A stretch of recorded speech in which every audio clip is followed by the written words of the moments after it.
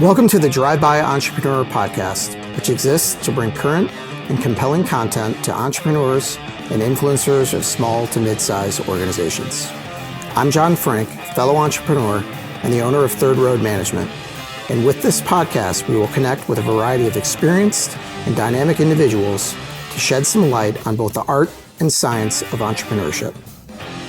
Before we begin, I'd like to thank our sponsors. First, my very own Third Road Management, a company that brings fractional CFO services to small and mid-sized organizations by revolutionizing the CFO suite. We'd also like to thank Two Hound Red, a brewery and restaurant located in Glen Ellen, Illinois, that is focused on creating classic, innovative beer and food. And finally, we'd like to thank NWC Media, which provides inbound marketing technology, project workflow management, and efficiency consulting to organizations of varied sizes, who is also the producer of the Drive-By Entrepreneur Podcast.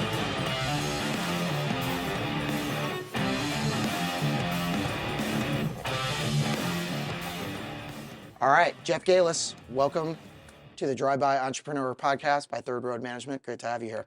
Thanks for being here. This place is terrific. Yeah, it's awesome. I love it. Great environment. I always like to start out each episode, which this is episode 6, by the way. So there you go. I always like to start each episode by describing, a little bit of the vision behind the podcast, who it's for, what we're trying to accomplish, so on and so forth. So this is our mission statement. The Drive-By Entrepreneur Podcast exists to bring current and compelling content to entrepreneurs and influencers of small to mid-sized organizations. So like me, you have some subject matter expertise in your particular field. And the whole idea is to create a forum where people can watch or listen in and glean some information from people that they may not historically have had that perspective from, and take those nuggets of incremental value, perhaps apply them in their own business to help them out. So, sounds wonderful. Yeah, absolutely. I'm hoping for just one nugget. Yeah, there you go. All right, so in your own words, why don't you tell me and our listeners sort of who you are, what you do, and what types of businesses that you work with. Perfect. Thank you. I appreciate that opportunity. I'm Jeff Galas. I've founded OnPurpose Growth going back 9 years. 10 years is going to be a pretty big number for me. I'm excited. But the whole reason that I started OnPurpose Growth was my father was an entrepreneur. And I watched him go through, back in the early 90s, he founded the first, I say the first ERP business there was, and he turned that into a subscription business on the internet. And I watched us go through the highs and lows of an entrepreneur who didn't really like sales and marketing. And I felt that pain, and I felt that success, and I felt the highs and the lows. And so when I had the opportunity, I launched OnPurpose Growth to kind of help founders and entrepreneurs and those subject matter experts be able to grow and hate sales at the same time, and to be able to grow and not feel like they have to turn into a charismatic, perfect, silver-tongued salesperson. And so that's what I've built this business over the last 9 years, is helping entrepreneurs get to that next step. Yeah, and I know that when we first talked about this, you liken yourself to as a process engineer. Yep. Of sorts, right? Rather than, doing sales training, perhaps sell me this pen, kind of stuff, right? You kind of are a process driven. Yeah, first there's a ton of different sales trainings out there and coaching on how to find the right technique. And I've just never found that applied to me. And I've read a ton of those books and I've watched those videos. But what I found really helped and really made the difference was looking at where you were stuck in your process. And everyone has a process, everyone has a system, but finding out where you're stuck is what I leaned into. And I was a lean guy. I was a total quality management guy. I'm a numbers guy at heart, and not just the commission numbers, the numbers that drive success. So I like that term, the process engineer of sales, and that's what I look at. Very good. So I like to have some sort of a theme for what we're going to attack today. And this actually came from one of my clients said this one time, and it was probably 8 years ago that he said it, and ever since then it stuck with me. But what he said was that there's very few problems that more revenue can't solve. Well, there's truth in that. There's mostly truth in that. Let's say mostly truth, right? The right kind of revenue. Right, exactly. And but when you think about that, it seems like it's such a easy concept, right? But at the same point in time, nobody really knows how to just snap their fingers and magically, just sales walk through the door, right?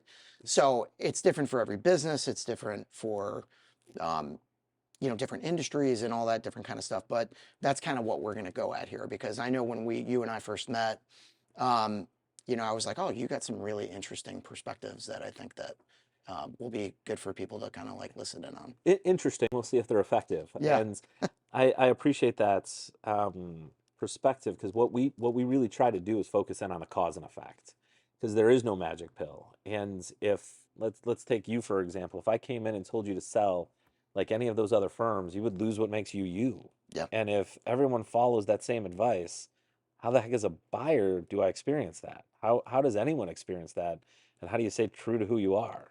Right. That's the part I do love, is you find that cause and effect of what makes you special, and you get to really make a dent. Very good.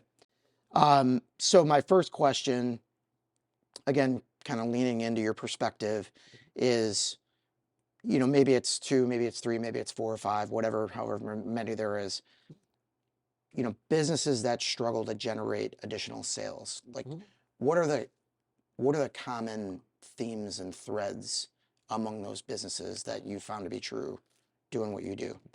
I have found it's one of 3 things. I appreciate you giving me the number. We've got it down to 3. Okay. And the first one is, are you getting in front of the right people with the right message? And we call this the attract stage. Are you able to attract the right people using a message? I refer to it as the compelling message. Are you saying your story in a way that makes people compelled to take an action? Which leads us to the second stage, which is, we refer to it as the engaging process.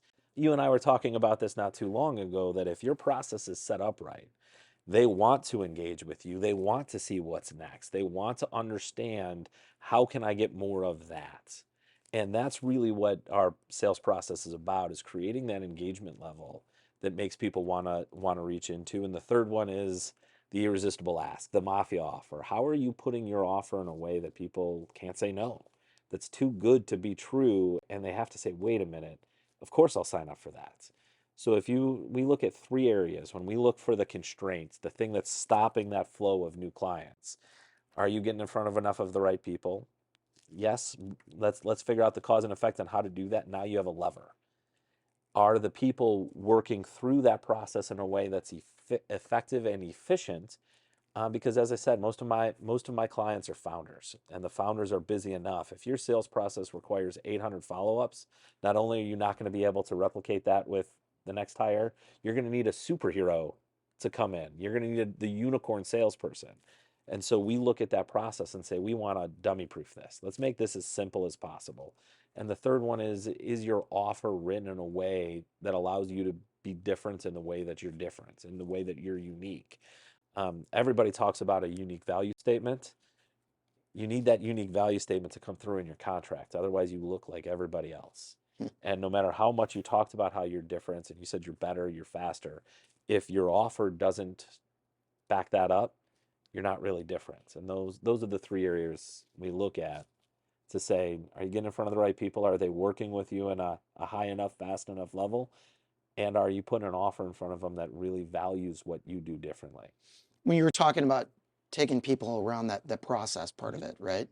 How does that, like, maybe you get an example of something, like, what are those steps? Like, I think what I heard you say was that people are like, oh, I want to learn more. Yeah, you want to go to that next step. You're kind of like getting them increasingly excited, I guess you'd say, right? But like, what does that look like? Can you break that down a little bit further? Yeah, absolutely. Do you mind if we talk about the financial side of things a little bit? Sure. Is that all right? Yep. If we talk about this, you have a series of steps. You're going to have the first meeting where you talk to them and you try to get to know them. You want to understand why they're even looking at it. And then you're going to have a show and tell stage. They have to show you their books. They have to show you their numbers.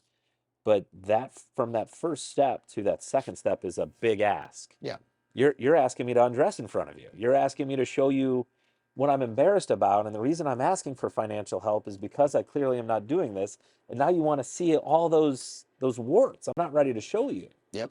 And so what we talk about in that process is there's a checklist of things that have to happen for that buyer, for your client, for that prospect to say, you know what? Yeah, I want to do that. So what is that checklist? And how are you doing that in a way that is from their perspective, that is getting into their world? And then that second step, it has to look so darn fun, so darn powerful of, yeah, you know what? It makes too much sense not to show you. And so we talk and we work through those kind of things with everybody of here are the steps that has to happen for a buyer to say, yeah, I want to buy. Here are the things that have to happen for you to say this will be a good client. And that's really important for founders and entrepreneurs, because if you take on a lot of bad revenue, guess what? You're just going to be chasing your tail. So what are the steps that the buyer has to go through to know they want to work with you? What are the steps that you as the seller have to go through to say, I want to work with them and this is a good fit? And when we map those steps, what are the asks in each step that are too good to be true, that I want to engage with that? Mm. Make sense? Yeah, I absolutely. hope that answered the question in a reasonable way. Yeah. And I mean, so I think what you said was the answer to why the business struggle to generate additional sales is that, in your mind, perhaps they're failing in any one of these areas, right? One of They're those not three getting areas. in front of the right people. They don't have a process that they're working, and there's no compelling or interesting offer. You said Mafia offer. mafia offer, right on the back end of it. I love it. Now, is that same process, like you do that over and over again, regardless of industry and size of business, or, does it, you morph it a little bit depending on the. Think of that as the engine of a car. And I can take that engine and put it in a Toyota as well as a Lexus as a truck. And that engine can take different shapes, and the sheet metal around the engine can take different shapes, and the tires can take different shapes. But that same flow that we just talked about is true across any sales process. Now, how it looks in your business is different than how it looks in even a financial advisor versus how it works in a marketing consultant, and how it looks in a branding consultant, the different thing of a marketing consultant. All of those things are different based on the industry, but the underlying process and the underlying numbers are the same. You got to get in front of enough of the right people. You got to work them through a process in an effective and efficient way, and they've got to close at a high enough rate. Yeah. Those are the three levers. Very good. What are some of the, resistance points that, you come across when, you're either potentially working with a prospect or something like that, and, you're trying to help them, obviously, but they haven't signed you up yet, right? Mm-hmm. So what are the resistance points that you most commonly meet there? Obviously, the financial investment or something like that, being one of those.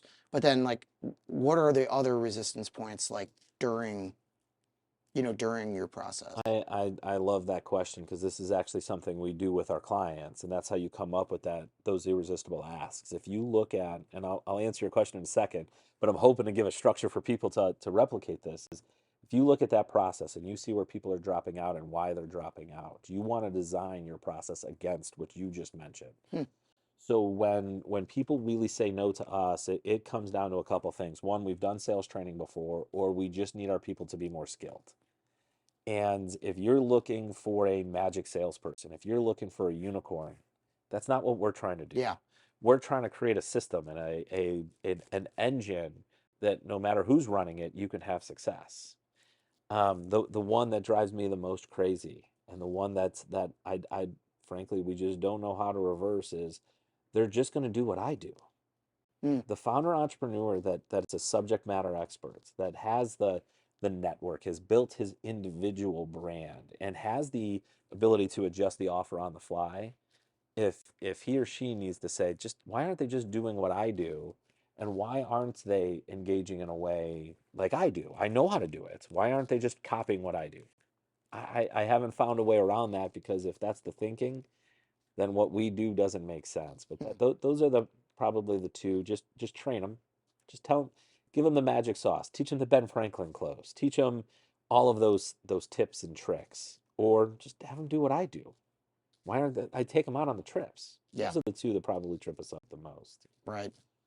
Yeah. And do you find that in most circumstances that I don't know what size, maybe you can speak a little bit into the size of, organizations that are like sort of best fit for you guys, because that might inform um, my other part of that question, which is, are these organizations usually robust enough? Because we see that all the time. The owner of the business is the primary salesperson, and as much as we say from a business continuity perspective, even like, hey, you're going to be much, much better off if you have someone besides you that's responsible, for the sales part of it. But like, I guess I'm trying to tie all that all together and saying, okay, what size of organizations do you typically work with, right? And are they typically forward thinking enough to already be thinking through that? So the number one market we work with, and what I say is our home run client, is that $5 to $15 million business, which is where the founder, the entrepreneur, is worth still bringing in 80% of the revenue. Mm-hmm. And I say 80% because it's the 80/20 rule, but they're stuck in that point where their ability to bring in business is now the capacity constraint or the risk of the business. And we're able to come in and start building out. They've had a VP or sales or chief revenue officer that has failed. They've had a couple salespeople that they like and they think are great, but they're just not producing. That's our home run client. And what we talk about there is we want you to get from 5 to 50 million, or from that 15 to 50 million. The revenue is not the constraint, as much as we're saying that the CEO has hit a plateau ceiling in that level and they can't get past it. Now that's our home run client, and I can tell you where our passion projects are, though, are going from 0 to 5 million. Mm. And these are the people that are the experts. They're so passionate about what they do, and they talk themselves out of sales. Mm-hmm. They go in there and they love what they do, and they're so passionate about it. And the person across them is saying, "Oh my God, you just threw up on me. Yeah. Let's slow down." And those are our passion projects, but the underlying solution there is actually the same. It just takes on a little different value in the larger clients, because then we have the management structure, the leadership meetings, the hey, this is the strategy, this is how we communicate the strategy. This is the structure of how you're holding your team accountable. This is how you're growing your team. This is when and how to hire. That's that upper one that has those extra switches, but the lower one still has the same thing. We're going to figure out how to get in front of the right people. We're going to pull the levers of the engaging process, and we're going to make an offer that people can't refuse. What are some of the ways that you get in front of the right people? So let's say, for example, our client base is similar, right, to yours. I call it, say, less than 50 million in revenue. It can be more than that, you know what I mean? But Yeah. like, I always say our inside pocket is probably between 5 and 25 million in revenue, somewhere in that neighborhood. So in terms of just using me as an example, but what are the methods that you use to get in front of the right people, or determining, let's say in my example, right? What kind of methodologies would you use to get in front of business owners that fit that description? First and foremost, what we would tell you is don't waste good. And the idea there is you already have a couple methods. You've already had some success. Let's take what you're already doing that's good and see how we can make it 1 inch better, 2 inches better. It's the same thing as a strategy session. Winning your own market is always lower risk and lower cost than going to a new market. Same thing with these tools. So if you're using networking groups, if you're using associations, if you're using speaking engagements, those are 3 common tools for founders and entrepreneurs to scale. Which one are you already using? And how can we accelerate that? So if you're a natural speaker, if you're doing podcasts like this, how do we get you in front of more audiences to speak in front of? Instead of take your podcast ability, and how do we get you on a panel in front of an association, in front of a conference where you're leading the same type of charge to use your expertise and skills you've already built? Because now we don't have to develop a new skill. We can leverage what you already do well and put you in front of the audience again. Make sense? Got it. So the list of ways to get in front of the audience is endless. We start with what's currently working. The second part of this is now we go to your clients and say, where else do you get information from? What other watering holes are you going to, if you will? Where are you hanging out that we can get access to? And now we start itemizing those different pools that they're already at and say, what's the lowest amount of effort and the highest amount of impact? And we validate that through small batch testing. So it's a 2-week sprint. Let's go see if they're there. Let's go see if this information we brought in is accurate. And so, I mean, an example: social media, LinkedIn, podcasts. Those are the popular ones right now, right? Those are Mhm. the ones people are running at. Can we test there? Then we have associations, which are dying to some extent, and salespeople don't want to go to those to the same extent. Those are now kind of a blue ocean where they were 5, 10 years ago. They were crowded as can be. What we're seeing is less and less salespeople are willing to do the hard work and go and show up at Mm. those. And so you have conferences, you have speaking engagements, you have putting on webinars, you have direct outreach on LinkedIn. Even LinkedIn itself has multiple different avenues to get in front of these people. Right. A good email campaign is still really effective if you do that small batch testing and you come up with the right compelling message. So we use all of those tools at different times for different people, but it's all based on where your preferred client already is expecting you. Mm. And then we try to do something different in that space. Make sense? Yeah. And I do want to emphasize that is different is better. Better is not better, different is better.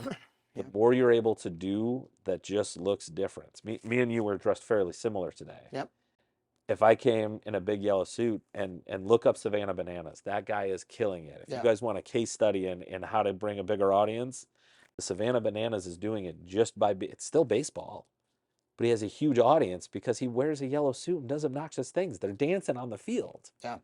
Find your difference in any of those tools, and any of those tools are going to work. Yeah.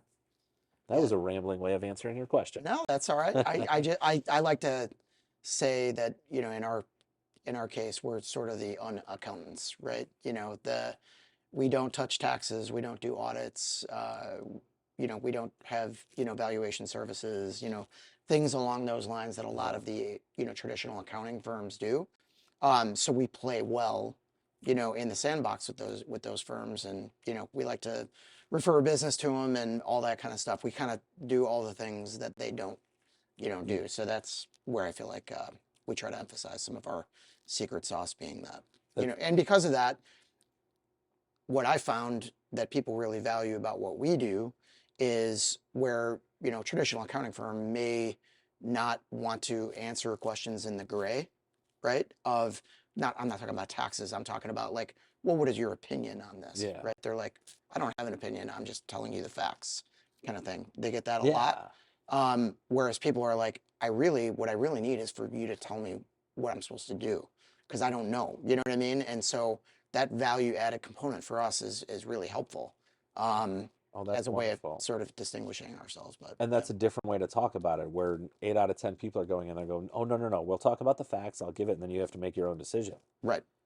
And that differentiation is so key and so powerful, because I have the spreadsheets. I know that I have my financials. I need somebody to help interpret them and go into the gray, because none of this is certain. That's Right. powerful. Absolutely. There was a conference that I was at, and there was a tax accountant that went on right before me. It's a strange person to go on before me, and he talked about how he wanted to lower your tax bill. And I walked out there, and the first thing I said is, you know what I want to do? I want you to have the highest tax bill you've ever had. And everyone's just looking at me. I'm like, yeah, I want to make that guy's job as hard as possible, because I want you to make money. I'm not trying to save it. Yeah. And it's that kind of pattern interrupt that allows people to then engage with you. So when you say I'm working in the gray, such a powerful way that now people are going to engage with you on how you're different. Yep. It gives you an opportunity. Very good. And then we talked a little bit about, the process. And I'm just curious for the things that you find that are broken down along the way, in terms of, there's the messaging, there's the right audience, there's, all those things. How often do you find that, maybe the people aren't the right people to be in those positions, like as a salesperson, for example, right? Versus like maybe it's a pricing issue, or maybe it's a product issue. You know what I mean? Like, in other words, you can work a process quite a bit, right? And, if you have the right process with the right people, the right product, the right, everything is expected to go well. Sometimes there's other problems, right? Where as much as you work the process, we got a problem here, right? The price of your product is too high. The price of your service is too high. there's some limiting reagent that's involved or whatever. Like, what are some of those things that you come across? I would say very rarely in our work have we come across the salespeople not being the right people. It's happened, and I'm not going to deny that. But usually that everyone gets to that point pretty quickly in our process. Like, I don't want to do this anymore. This isn't going to work. Yep. And it's a tough situation. Those are never any fun. We've had a lot of different ones. We do some stuff with software as a service firm, and when we start selling it, all of a sudden they realize that the software wasn't built to scale. So once they got the load, everything seemed to be going away and it breaks. And that breaking causes a lot of problems because now your reputation is going down. Now you have to sell back to people that something's wrong and off and they don't trust you anymore. And that's a tough one. That's when you don't deliver on your brand promise, it's tough to turn it around. Yeah. We've had some funny ones where the founder was just so eccentric that we got it all the way up to the front, and we even had the sales team working, and once the founder came in, everything went away. And that was one of the harder conversations I've ever had. I'm like, I know this is your baby and all, but could you stay over in the corner for a little bit? We're going to do better without you. So there's always tough cases like that. But the power of a process like this, and I know it's the same thing for you. When you have the process, all of a sudden the magnifying glass goes right to where you need to see it. Yeah. And when you have, much like you, when you find those financial problems, it might not be a fun conversation, but we're having the right conversation. And if those are conversations you don't want to have, it's your business is stuck. Yeah. Um, Do you work at all in that process with like the incentive programs for salespeople? I mean, like, I've only, I mean, with our client base, there's been times where I've seen a variety of different situations. One is, people have been on salary with really no commission, and they've been there forever, and they've kind of lost the fire in their belly, kind of thing. I've seen that. I've seen situations where they're not really being measured on growth and revenue. They're not being measured on profitability, right? You know what I mean? yeah. You could bring in all the revenue you want, but if you're not actually generating profit from it, that's no good. You know what I mean? So I've seen a variety of different ways that it's broken down in a way. And I'm just kind of curious what your I what have, your thoughts are on incentive-based structures. I'm an odd duck in the sales world. If I have, I'm going to try and find the right story to tell. And if I asked you to raise your hand as high as you could, you're going to go like this. Okay. And I'm going to say, raise it a little bit higher. You're going to go like that. But I asked you right away to raise your hand as high as you could. And we all hold back to some extent. But that's only true because we're expecting something more. Yeah. And so what I tell people with their incentives, if the incentives is the problem, we have a different problem. They're not buying into the mission. You're not recognizing them very well. And so the incentives do need to align. They have to financially make sense. However, getting those right very rarely will solve the problem. No Yeah. matter how good you get those numbers, you're not going to sell more. And so there's two things I'll tell you. One, I don't like talking about how we split the pie. I like talking about how we grow the pie. Yeah. And I will agree with you. If they're growing the pie in a way that's not profitable, we have a problem. However, generally that isn't the motivation of the salesperson. That's the lack of information and transparency to the Right. salesperson. And so when we go through this, that if we're going to focus on growing the pie, what you need to do is you need to build a system of transparency. The salespeople need to understand how the product's being delivered. They need to understand where the skeletons in the closet are in that delivery. They need to understand where and how and when and why to sell something, as opposed to just saying, go sell. Yeah. And the world's worst thing you can do is say, hey, go sell. You don't need to worry about this. Just go sell more. Now you're inviting that no matter what the incentives are. And so when we talk about it, we talk about the 5 R's. When we talk about managing people's motivation, the first is responsibilities. They absolutely need to know what they're responsible for. And as a leader, you need to give them the authority to be responsible for that. You can't say you're responsible for it and then not take their input on strategy. You can't tell them they're responsible for it and not take the feedback they're getting from the market on where the product market fit is. The second one is recognition. Now, recognition is a lot different than rewards, which we're going to get to in a second. The recognition is how they want to be recognized for doing good work beyond pay. Mm. And I'll tell you, people don't focus nearly enough on that in sales because they all think we're token operated, and we're not. Salespeople are the most people-oriented people there are. They want that recognition. They want the pats on the back. And that recognition can go a long way in making that safe. Now, rewards are the easy one. Yeah. How are you getting rewarded for your work? That's the one everybody knows. That's the incentives. Relationships. Now, the people that talk about relationships always think about the client relationships. I want to talk about where your relationships are within the organization. How is your relationship with your direct manager? Who's your relationship with over on the product or service side? How do you go to them and ask for help? How do you do those things and those relationships together? Make sense? Mm-hmm. And the last one is how you're getting measured. So tell me, and I forgot how I tied that to R. We're going to say it's 4 R's and 1 M because I forgot how to make it an R. But the idea is if you tell people how they're going to get measured, they're going to act accordingly, but you have to give them the responsibility to take that on. Make sense? Yep. In your process at all, do you, I mean, on a previous episode of the podcast, we talked about, mission and vision, values, like, do you at all try to align the process with that, or is that Absolutely. part of what you guys, do you guys start there, or like, how does that So actually in our normally first connect? meeting, I need to know the purpose. We're called OnPurpose Growth. I want Yeah. to know the purpose of this company. And what we do with each of those people is talk about each individual tells me their individual purpose. And what we talk about is how they can develop in the company, how they can grow in the company, how this company and this job is a vehicle to live that purpose. And a big part of that is how that ties in with the company's purpose. If this is the company's purpose and your purpose isn't aligned with that, well, let's figure out how to maximize this for the Yeah. next 6 to 9 months. But let's figure out how your individual purpose ties to the company's purpose. And so, yeah, our first stage with a company is to truly understand the purpose of that company. Yeah. I mean, just everything needs to be, everybody needs to be rowing sort of in the same, direction, right? And there's just so much that starts there because it should inform, everything about what you do, Absolutely. and how you do it. It's funny to me that a lot of people talk strategy and a lot of people talk mission and vision, and they never talk about how that impacts the day to day. Yeah. And all of that is about trade-offs. What aren't we doing? And we're going to put our resources here, which means we're not doing it over here.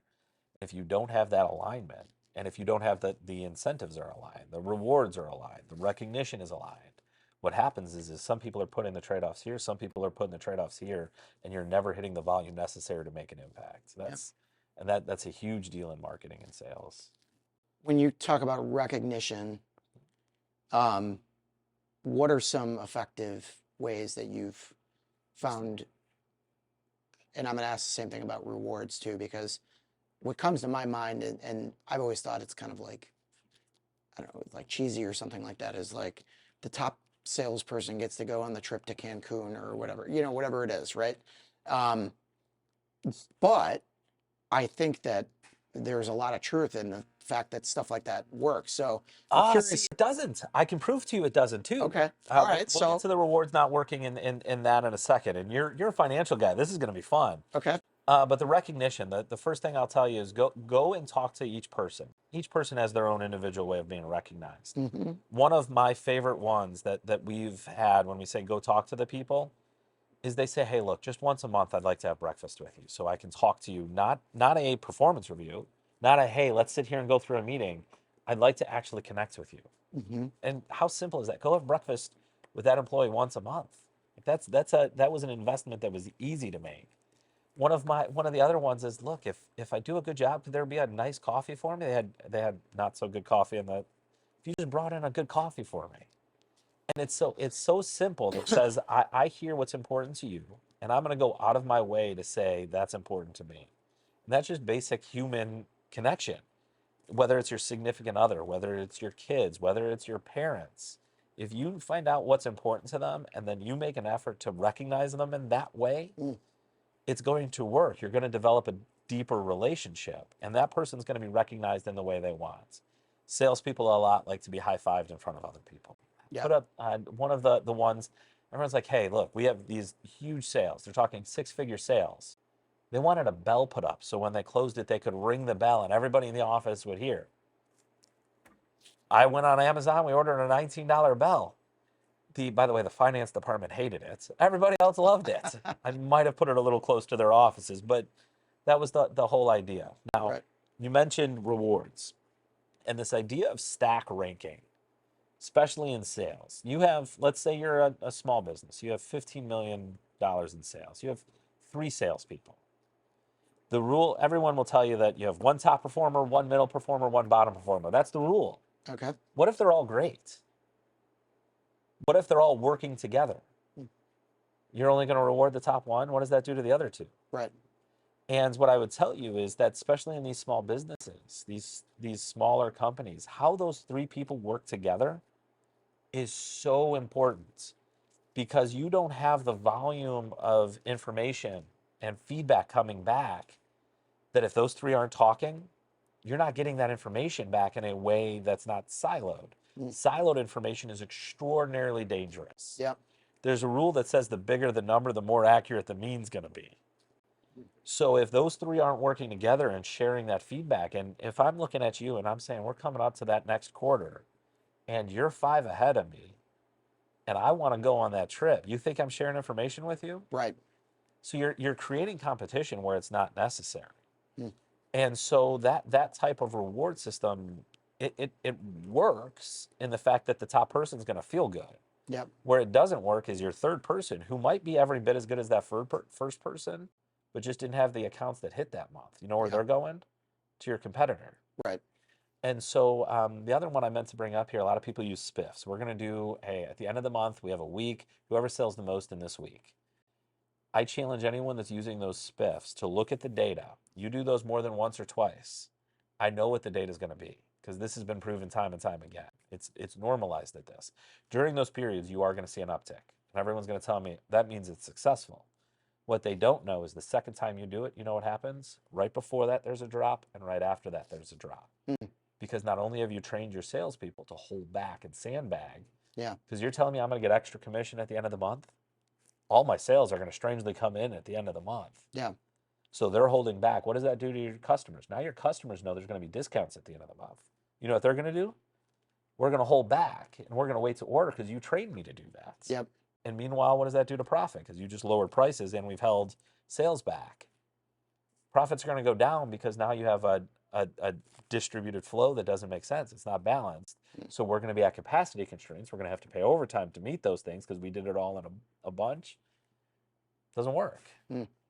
So what are some of the things that you found do work if the, trip for the top salesperson or whatever it is, like what are some of the ones You that know, you can do like? recognition like that, but it has to be something that if you meet this number, everyone can go. Now, Yeah, right. I have a small bit of issue for that just because it makes salespeople special. Think about this, as the sales leader and the financial leader, I come in and bring in all this money. I can't do that without you. Yeah. How do you feel when I'm going on that vacation and you're seeing my expenses come back, that I just took all these people out and your team's sitting there grinding away?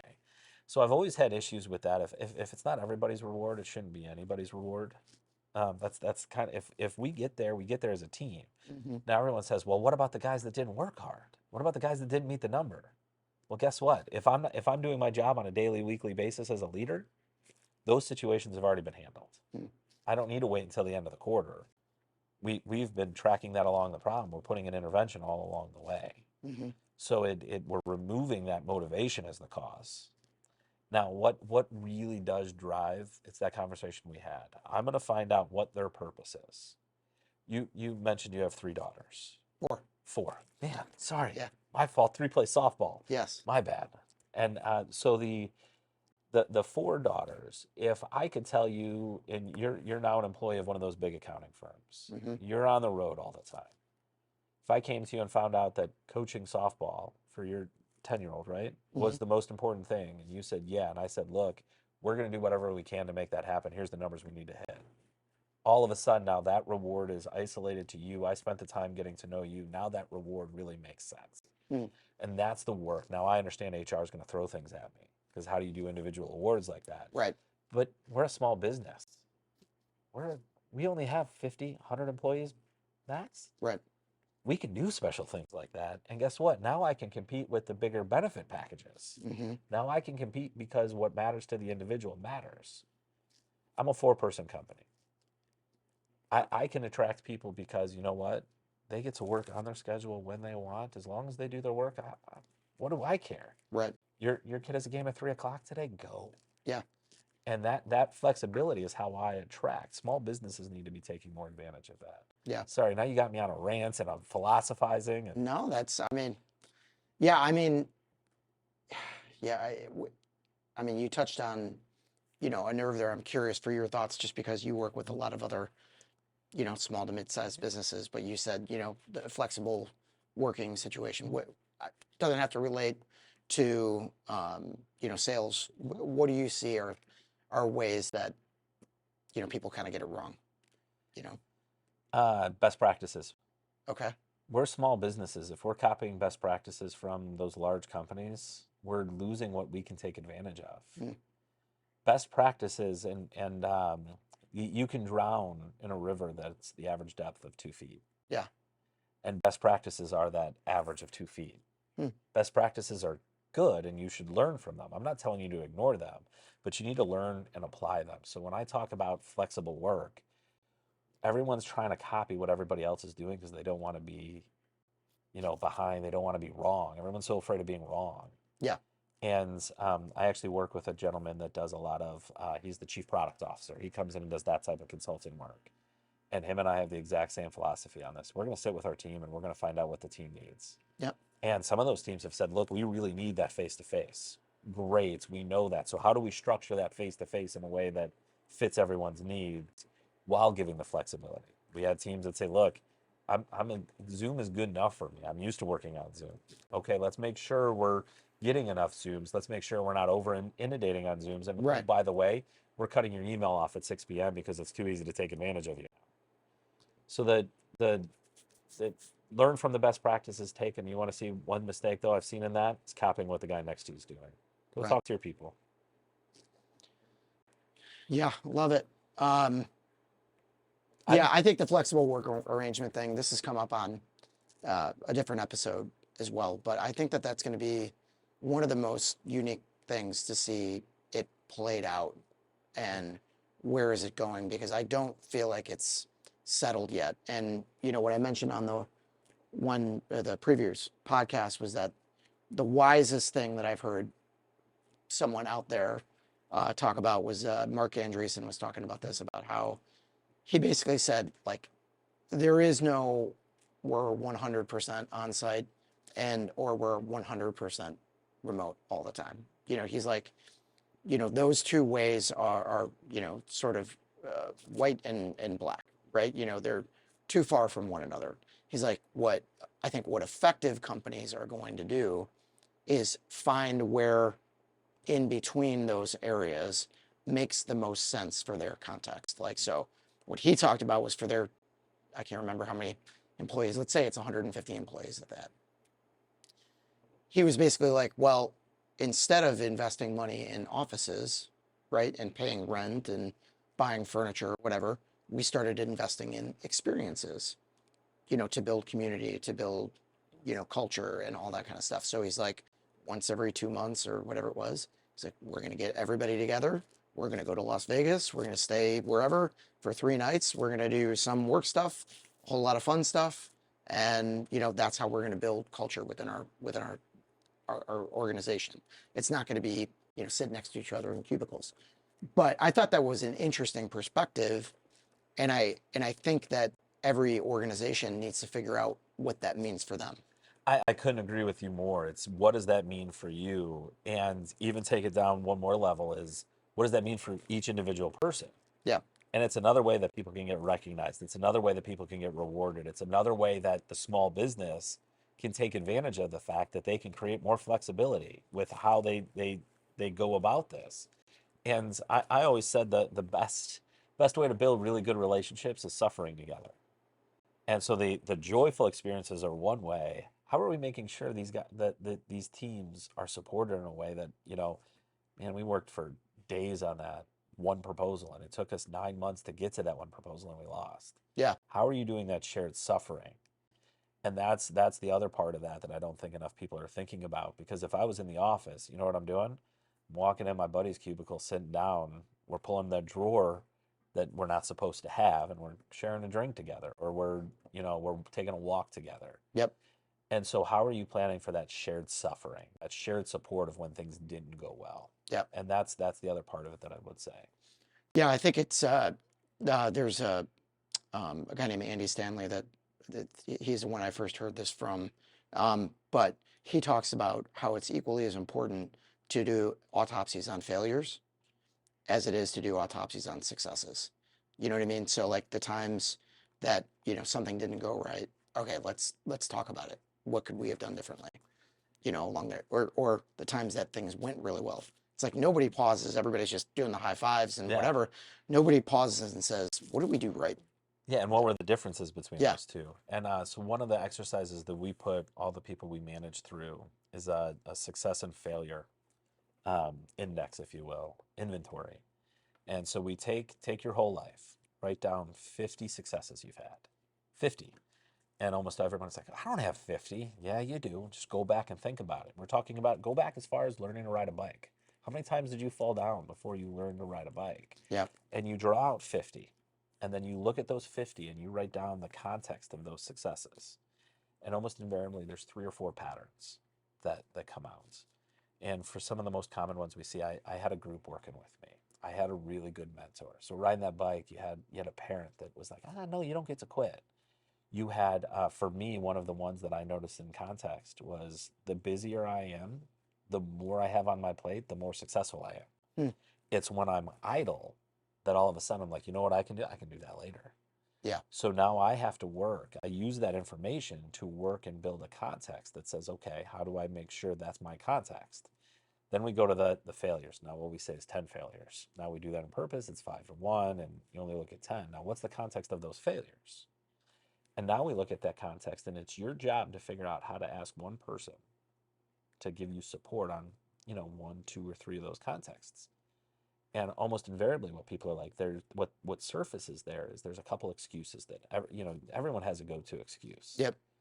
And now you're saying, okay, I need to ask for support to make sure this go-to excuse isn't there.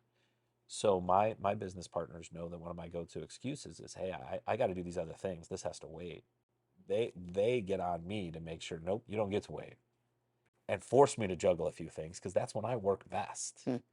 And so that learning of the context of success, to your point, do the autopsy on success, and that context of when you fail as an individual allows you to really know how to ask for support and build the context of how you grow.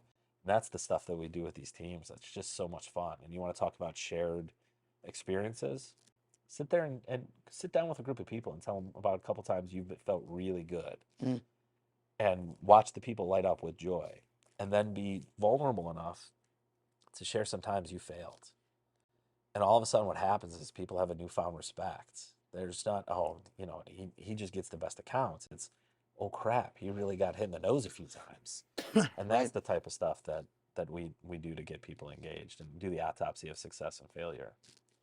Yeah, I'd say definitely one of mine is winning the 5th grade spelling bee at my school. No, just kidding. I was gonna say, man, that's the opposite of me. I was KAT cat. I'm sitting down. Nice. All right, great. Well, this has been exactly what I hoped it would be. Terrifying. No, perfect. Because I think just the conversation around sales is like everybody has to do it, right? It's not like this business is different than this one. Everybody has to produce revenue, right?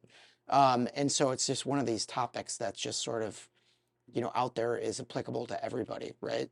But in terms of like, the science and engineering and process-driven things behind it, I think that's an area that's just opaque, right? It's neglected. And it's particularly opaque when it comes to small to mid-sized organizations. The bigger organizations, they invest in this. They've got a lot of it figured out. You know what I mean? Small to mid-sized organizations, I think, struggle to take the time to develop that out. Just do what I do. I did it. You can do it too. Look, Johnny over there is really successful. Just go copy him. Yeah. It's tough. Yeah, that's true. All right. Well, here at the Drive-By Entrepreneur Podcast by Third Road Management, we always like to end with 3 questions just for fun. Um, so you ready? I thought I was having fun already. Yeah, there you go. Okay. Aside from this podcast, do you have a favorite podcast that you would recommend? If you're not a podcaster, that's okay. I won't be angry or anything. But maybe a book or an audiobook or something like that. For sales, there's a podcast that I would recommend. It's called In the Arena by Anthony Iannino. Okay. If you're into audiobooks, a book that I recommend every one of my clients read. It's called It's Not Luck. It's by Elijah Goldratt, and it is the most powerful sales book you'll ever read, and it's a process book. It's not even dressed up as a sales book. Those two are excellent. They have voice actors for the Audible. Okay. They invested. It's wonderful. Okay. Love it. What's Best. your podcast? So this one, obviously. But I've got a few go-tos. How I Built This with Guy Raz on NPR. I don't know if you're familiar with that one. I've heard of it. I haven't listened. It's on there now. But you know, his stories are sort of like, how did you take this company from like inception to gigantic? So like Sam Adams Brewery or That's a good book. Bumble or you know, any one of these huge companies. Like, and he's now interviewed hundreds of people. Oh, that's awesome. So it's really neat. I really like that one. Smartless, just on the, you know, fun, whimsical, turn it on, laugh. Those guys, you know, riffing on one another. It's pretty funny. I don't know if you're familiar with that one. And then the other one that I like is the Rewatchables. I've never heard of that one. Yeah, that's Bill Simmons, Ah, you know, the sports guy. yeah, I watched him way back. I was reading him in the 90s. Yep. I didn't realize he's doing a podcast. He's got a whole podcast network, I believe, that he started. Good for him. Yeah. But the Rewatchables is a podcast where they go and rewatch a movie from the past. A lot of 80s movies, Yeah. a lot of 90s movies, you know, things that all of us have probably watched at some point in time. And then, you know, they basically go through it and they're all like really smart about directors and producers and, you know, other films that people have been in and stuff like that. So it's like an interesting look from that perspective. Yeah. But they talk about the context of the movie, when it was filmed, who backed it, who didn't get the part that was offered the part, That's you know, all that interesting. kind of stuff. Yeah. And then they have these categories where they, you know, just, they're kind of silly and fun. But like any Bill Simmons thing, there's a whole lot of humor to it and, you know, pop culture references and all that kind of stuff. He's a little bit of a goofball. Yeah, he is. He's a good time though. Best concert you've ever been to? You know, this is a tough one for me because I wasn't a big concert goer, and my now wife kept dragging me to them because she loves them. And I would say it was a recent one by something nobody here is going to hear, Dylan Marlowe. Ooh. And we went to it. It was a little crappy place downtown Chicago. And he just killed it. And I had never heard of him before we went to it. She loved it. And we ended up using one of his songs for our wedding song. Wow. Yeah. Kind of a singer-songwriter type? Yeah. And I want to say it drives me nuts because I think he's like 21. Oh. And I'm like, oh, really? You're writing about life? Just go sit down for a little bit. Yeah. But he was good. Come back when you Yeah. got some life experience. Okay, last question. A place that you've been that everybody should visit once. You know, I did just leave the country for the first time this past winter. But pick a lake in Michigan, and it's called Gun Lake in Michigan. Oh. And it's, you know, I don't think anyone will enjoy it as much as I do. But the reason I love it so much and recommend it is you don't have all of the tourists. So you go on Gun Lake and there's no boats, and you can experience quiet and stillness. The internet is terrible. There's one restaurant downtown that is the pizza place and the ice cream place. And you get to go sit out on a lake and just have peace. It's quiet. It's not fancy. You're not getting Uber. You're not getting any of that. But it's, you know, a week of solitude. I loved it. My aunt and uncle have a place on Gun Lake. Really? Yeah. How about that? Oh, they probably remember me. Ah. Yeah, no, I've actually never been there, but that's kind of where I have my own version of, the lake kind of thing up in Yeah. Wisconsin called Shawano Lake, if you've ever been in Shawano County. But no, theirs is Gun Lake in Michigan. So So that was, your one place would be Shawano Lake? yeah. Well, the one place, let's see. No, I answered this previously, but I would say the trip I did after college. I was supposed to go with a friend.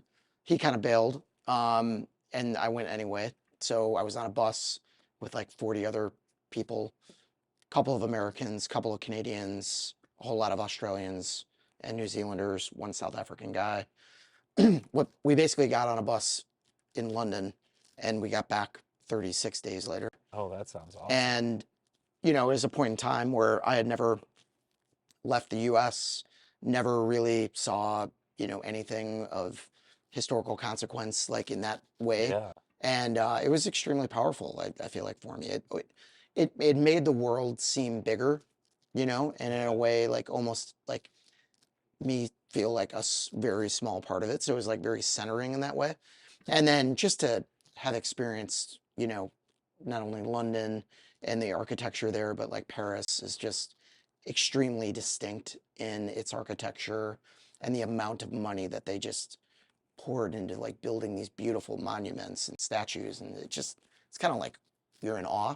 And then I think the Vatican City, St. Peter's, is like you stand there in St. Peter's Square and you look at just the sheer size of it, or conversely, you do where you climb the stairs and you go to the top of St. Peter's Basilica and you look down on the crowd and everybody looks like they're an ant. Sounds like I'm gonna have to do some exercising before taking that one off. Yeah, but anyway, the entire thing, from there we went to Germany, we went to Switzerland, Amsterdam, all around. We didn't hit every single spot, but we hit a lot. I mean, we even went to a concentration camp, our former concentration camp, with just put so much, history book into real life. You know what I mean? And to see all that firsthand, it's just the entire thing was a very centering experience. So Sounds like it. yeah. I want to change my answer now. Okay. Yours is better. I'm just. Well, maybe next time, if we have you on in the future, we'll work on that. Yeah, we'll have a new one. Yeah. Well, Jeff Galas, thank you for being here. Really appreciate you being on. I think you've got a lot of thoughtful things that you've brought to the surface here that I think people are going to enjoy seeing. So, Well, I appreciate the time. I thank you for setting this up. I enjoyed it. all right. Of course, I like hearing my own voice. I'm a sales guy. Yeah, absolutely. Likewise. Well, thank you again. Thank you. Appreciate it. Absolutely.